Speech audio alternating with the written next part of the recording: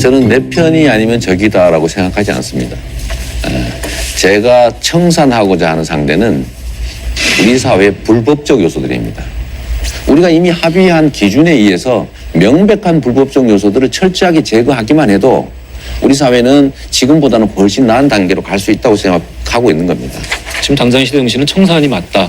청산과 공정사회. 그것이 구태가 됐든 새로 나타난 악이 됐든 그것을 청산하기 위해서 뭔가를 밀어붙였을 때 무시할 수 없는 정도의 규모의 국민적 저항에 부딪혔다라면은 그때는 어떻게 하시겠습니까? 청산하는 것에 대해서 국민적 저항이 있다고 하는 것은 논리 모순입니다. 아닙니다. 있을 수 있습니다.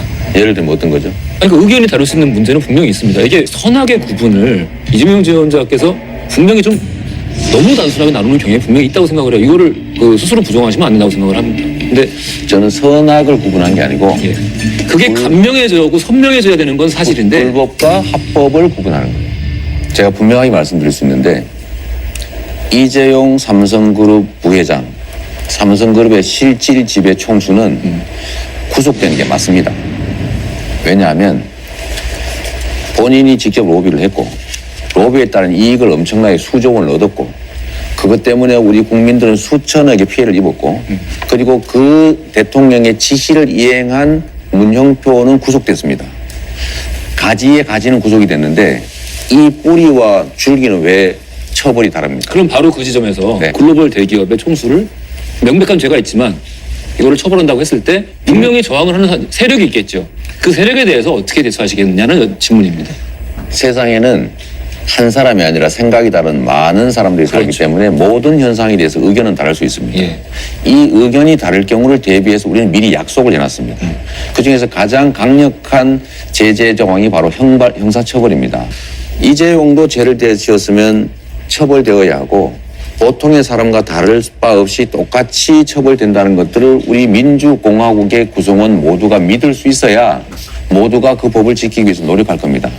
그런데 힘이 세다는 이유로 권력을 가졌다는 이유로 예외 취급을 받으면 그야말로 모든 구성원들한테 너도 힘이 세기 위해서 노력해라. 너도 돈을 많이 벌기 위해서 무슨 짓을 해서라도 노력하라고 사인을 주는 것밖에 안 됩니다. 다시 말씀드리지만 지금 말씀하시는 그 당위에 반대하는 사람은 아마 지금 여기 면접관 뭐 여기 제작진 통틀어서 단 한 명도 없을 겁니다. 허 면접관은 지금 대의를 위한 일을 시장님께서 추진하고자 할 때 분명 어떠한 일이든 반대파가 있을 텐데 그들을 포용하는 것에 대해서 질문을 하시는 것 같은데요. 포용이지만은 지금 얘가 이 삼성 같은 일 말고 이런 일이 있습니다. 이제 모란시장에서 이른바 이제 그 보신탕 판매하는 분들을 이제 못하게 한 거. 그럼 거기에 대해서 사람들은 어떻게 보면 잘하셨다 이렇게 혐오 시설이다 이렇게 하는 분도 있지만 또 한편으로는 그거를 꼭 그분들도 그 살기가 참 어렵고 그런데 그거를 꼭 없애야 되느냐.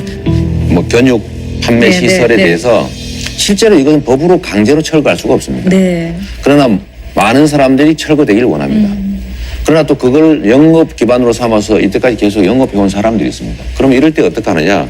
그럴 때는 끊임없이 대화해야 돼요.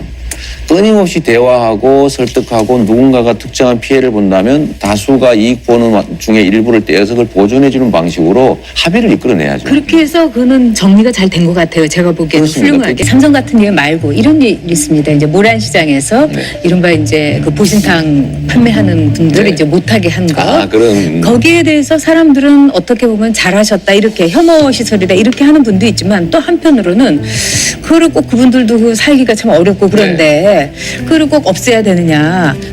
뭐 견육 판매 시설에 대해서 실제로 이건 법으로 강제로 철거할 수가 없습니다. 그러나 많은 사람들이 철거되기를 원합니다. 그러나 또 그걸 영업 기반으로 삼아서 이때까지 계속 영업해온 사람들이 있습니다. 그럼 이럴 때 어떻게 하느냐? 그럴 때는 끊임없이 대화해야 돼요. 끊임없이 대화하고 설득하고 누군가가 특정한 피해를 본다면 다수가 이익 보는 중에 일부를 떼어서 그걸 보존해주는 방식으로 합의를 이끌어내야죠. 그렇게 해서 그거는 정리가 잘 된 것 같아요. 제가 보기에는 훌륭하게. 방어는 공격이다 이렇게 생각하시는 것 같아요. 실제로 그렇습니다. 진짜로. 저는 보통의 사람들 대화하고 포용하고 합의에 대해 상대들과 싸우지 않습니다. 제가 싸우는 상대들은 대개는 불의한 자들, 부패한 기득권자들, 사회적 강자들과 싸웠기 때문에 그들과 싸울 때 세게 과격하게 싸우지 않으면 싸워지겠습니까?